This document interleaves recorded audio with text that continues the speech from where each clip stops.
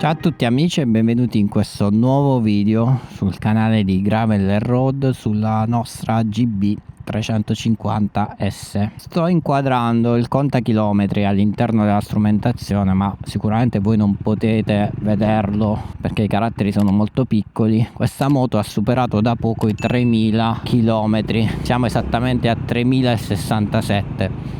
Mi sento quindi di fare un bilancio dopo 4 mesi di utilizzo e 3000 km percorsi un po' in tutte le varie situazioni, quindi urbano, extraurbano, in piano, in salita, in discesa. Avete potuto vedere vari video sul canale di modifiche che abbiamo apportato, un video anche sui pregi, sui difetti.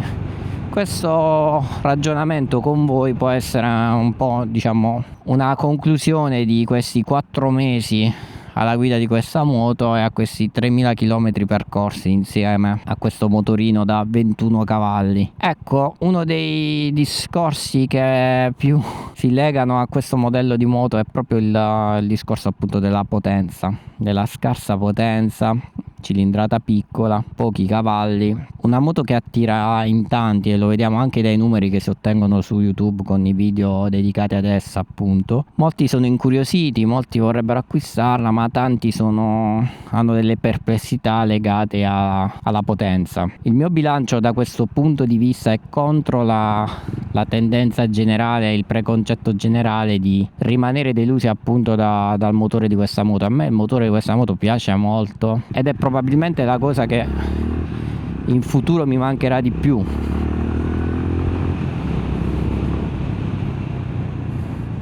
Tra le moto piccole che ho avuto, che accompagnavano poi quelle di cilindrata maggiore nel mio garage, questa sicuramente ha avuto il motore con più carattere. Premetto, io ho avuto una Van Van 125, un Duke 390, un Duke 200, un Adventure 390, un CRF Rally 250, un CRF 300L. Ma come dicevo, tra tutti questi motori, alcuni di questi che ho citato hanno anche una cavalleria più importante, vedi appunto il 390 di KTM.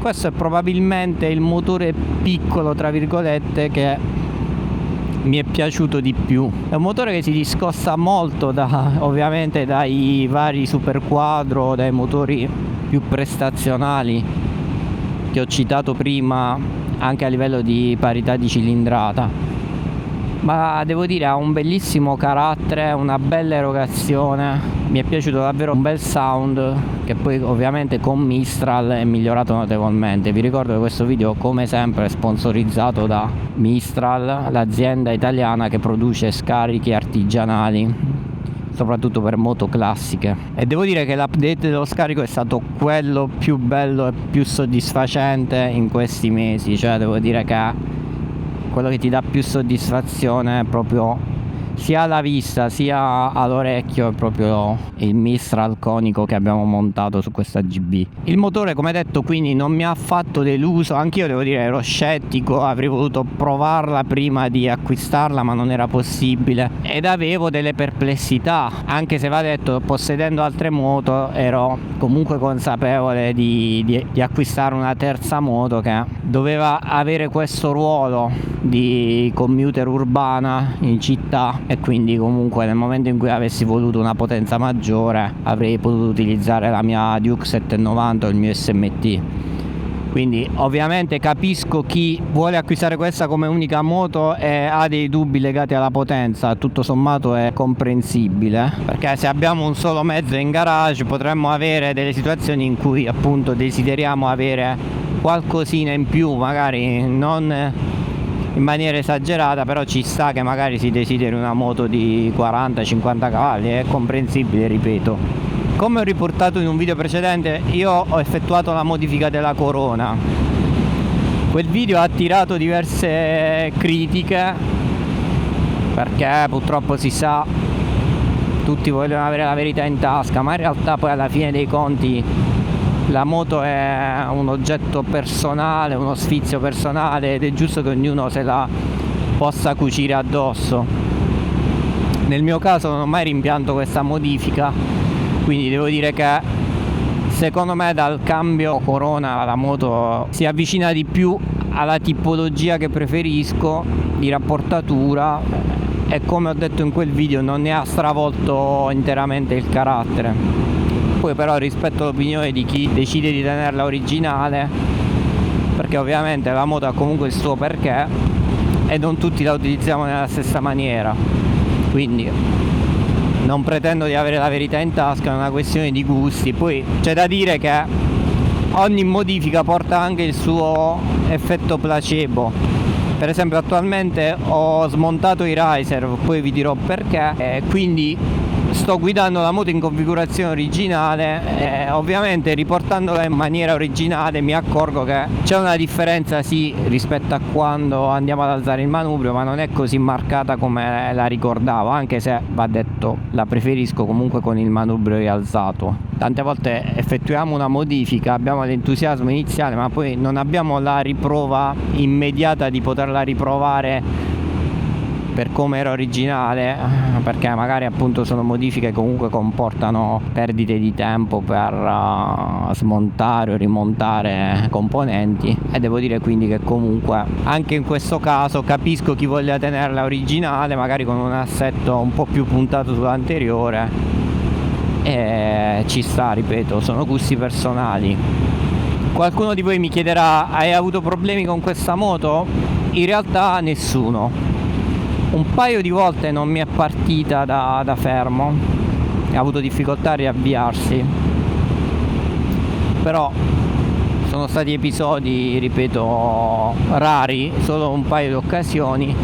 Per il resto l'unico problema è che dopo aver effettuato il tagliando dei 1000 per un paio di settimane ho avuto una leggera perdita d'olio dal tappo, ma ho letto che è capitato anche ad altre persone. Probabilmente c'era un lieve eccesso di olio.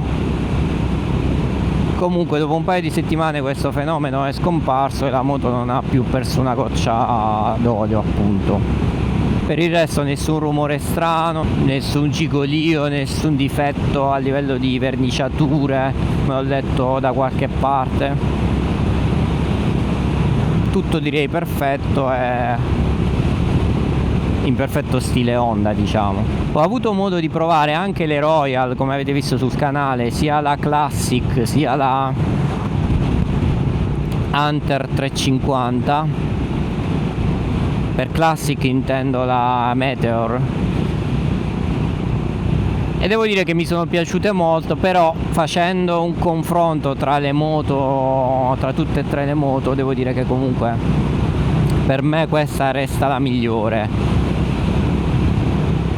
per estetica, per qualità del motore, per qualità ciclistica, perché devo dire che a livello di guida è molto molto bella da guidare, sia con i riser sia senza riser, sia con le Öhlins sia con le sospensioni stock. La moto è davvero molto stabile, molto divertente tra le curve, a mio parere frena bene, devo dire che mi sono trovato benissimo. Più o meno per quanto concerne il discorso dei pregi e dei difetti mi ritrovo nei 2 video che ho già pubblicato, quindi non starò di nuovo a farvi un elenco. Questa sarà più una chiacchierata generale, anche perché, come vi dicevo poco fa, ho rimontato i riser, ho eliminato i riser e rimontato il manubrio in posizione originale, perché tra pochi giorni darò in permuta questa moto. L'ho scritto anche in un gruppo Facebook, tra l'altro qualcuno che mi segue, io ringrazio quelli che sono affezionati e mi fanno complimenti e apprezzano i miei video. Abbiamo anche qualche hater, qualcuno che si diverte a prendere in giro, a sottolineare cose. Quando ho annunciato appunto che stavo per cambiare la moto, ovviamente alcune persone hanno subito sottolineato il fatto che avessi fatto diverse modifiche, ma in primis questo era un progetto nato anche per il nostro blog e per il canale. Dedicherò anche una serie di articoli con fotografie e recensioni approfondite sul sito, anche per quanto concerne gli accessori di cui vi ho già parlato, ma anche e soprattutto le Öhlins. Secondo elemento, ragazzi, la moto è uno sfizio, è un giocattolo, per tanti motivi l'acquistiamo e magari per altri decidiamo di venderla, Nel mio caso, ora vi spiegherò perché ho deciso di cambiarla, e certamente non è legato al fatto che la moto non mi sia piaciuta, anzi sono stato contentissimo di averla acquistata, valeva la pena e secondo me è una moto che in generale merita per chiunque. Ovviamente non siamo tutti uguali e in base al tipo di utilizzo una moto può essere per noi giusta o meno giusta. Nel mio caso quindi ne sto facendo una recensione positiva, ne sto parlando bene, ma come detto ho deciso di venderla. Come mai? Il motivo è semplice: nell'uso che faccio io delle moto di piccola cilindrata, cioè casa lavoro, tragitti urbani, utilizzo quindi spesso in città, mi trovo quindi a dover affrontare strade dissestate, buche e ovviamente asfalti irregolari. Normalmente con tutte le moto che ho avuto, incluso una Suzuki Van Van, che era una moto diciamo simile a questa per alcuni aspetti, non più di tanto, ma per alcuni aspetti simile a questa, mi sono trovato bene a livello di sospensioni. Devo dire che su questa, che è la prima moto che posseggo con il doppio ammortizzatore, per me è stato veramente complicato. È una moto che nasce rigida sia a livello di sella sia a livello di sospensioni, e purtroppo per me, cosa del tutto, ripeto, personale e che non vale quindi per tutti, questo genere di postura molto dritta comporta lo scarico di tutte le asperità sulla schiena, sulla parte lombare, e relativi problemi e dolori e fastidi che non ho mai avuto con altre moto.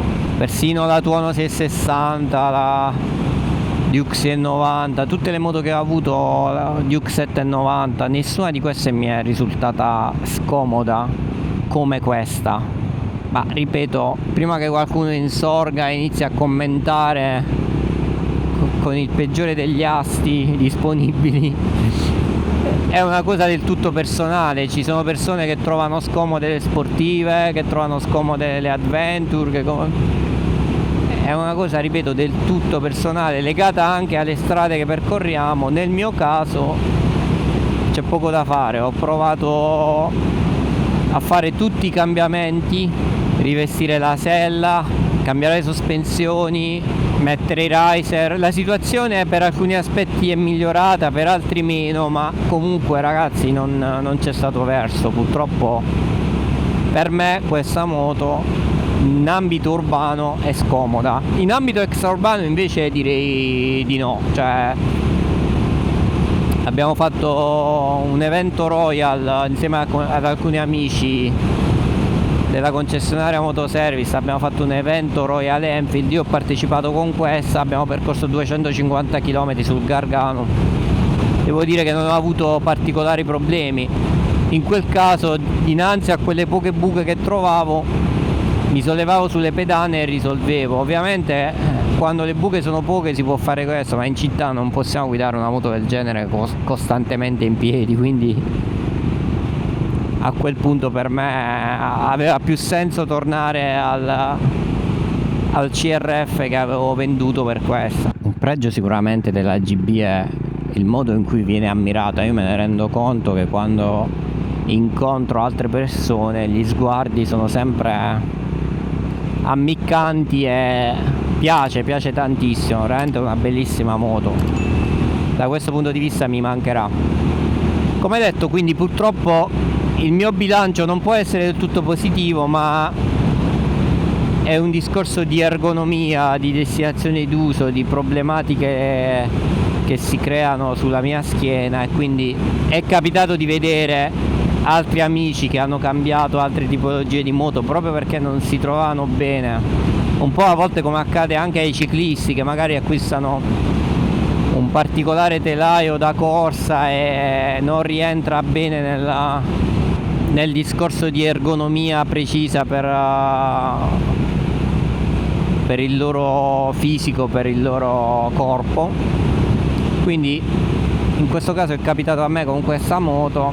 Sono cose che noi non possiamo sapere da principio, anche perché magari nei primi giri che noi facciamo su un modello nuovo c'è sempre un momento di adattamento, quindi quello lo possiamo mettere in conto. Avere qualche dolorino nuovo a me è spesso capitato, poi però ci adattiamo alla moto nuova e quindi quel genere di dolore scompare.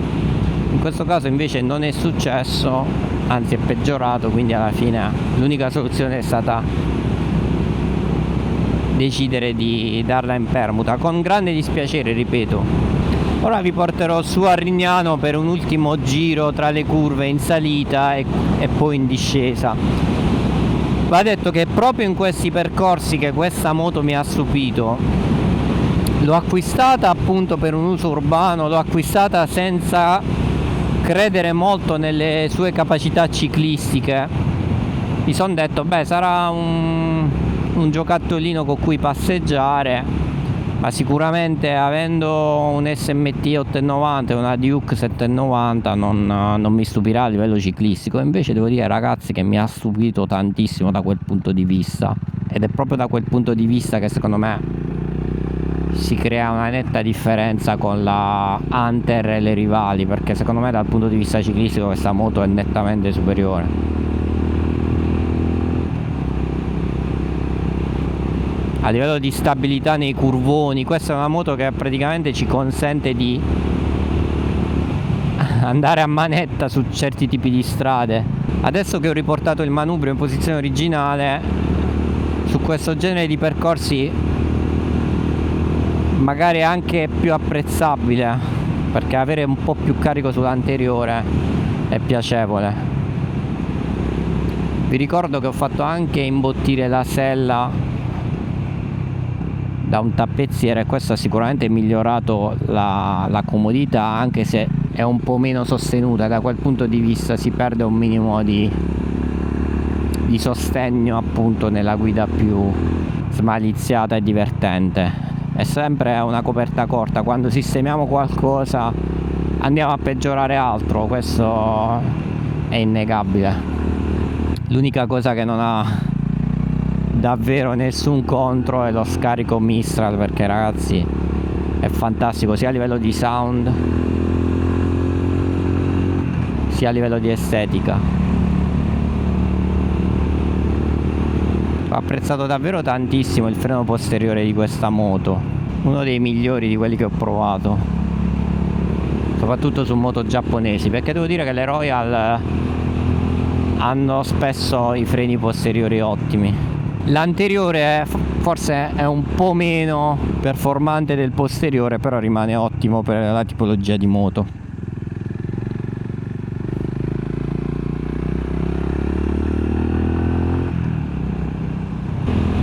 Quindi in definitiva, dopo 3.000 km, 4 mesi, aver deciso di venderla, aver avuto qualche problemino alla schiena, consiglio di acquistare questa moto? Assolutamente sì. Se non avete problemi di postura con moto classiche, se ne fate un utilizzo su asfalti regolari, se non vi spaventa il fatto di convivere con 21 cavalli, io vi assicuro è una moto che merita assolutamente. Leggo su alcune pagine ma ce ne sono tante in vendita, ma ragazzi, ma è normale, quando un modello ha successo poi si trovano moto in vendita. Questo succede con le CF Moto 450, con tutte le moto di successo. Del resto Honda lo scorso anno ne ha vendute circa 1700, quest'anno ne ha vendute, se non erro, più di 600. Vedere con più di 2300 moto vendute, vederne in vendita su subito 20-25 mi sembra normale, direi, insomma, è una percentuale bassissima rispetto ai numeri venduti sul nuovo. Io avrei sicuramente voluto tenerla per più tempo, però ribadisco, nel mio caso ci sono state cause di forza maggiore. Di fronte alla salute fisica direi che sarebbe un errore insistere.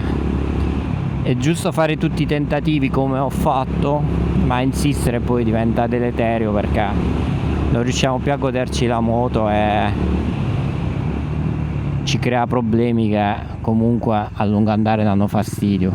Questo è probabilmente l'ultimo giro che farò, a parte poi il giorno della consegna in permuta, ma ci tenevo a fare questo video sia per concludere un po' questo progetto e questo capitolo dedicato alla GB, di cui pubblicherò qualche altro video che abbiamo già registrato legato a qualche altro accessorio, ma che ripeto poi a giorni darò in permuta. Io ringrazio tutti quelli che hanno seguito i video sulla GB, tutti quelli che ci hanno dato un supporto, dei feedback positivi, anche chi ci ha fatto delle critiche costruttive. Se anche voi avete questa moto, avete intenzione di acquistarla, vi invito a scriverci nei commenti per qualsiasi riflessione, spunto di riflessione o domande che volete farci, sarò contento di rispondervi. Dalle curve di Rignano con la Corona da 38 che dà fastidio a molti, vi saluto. Se vi va iscrivetevi, cliccate sulla campanellina per essere aggiornati e ci vediamo per un prossimo video. Ciao a tutti.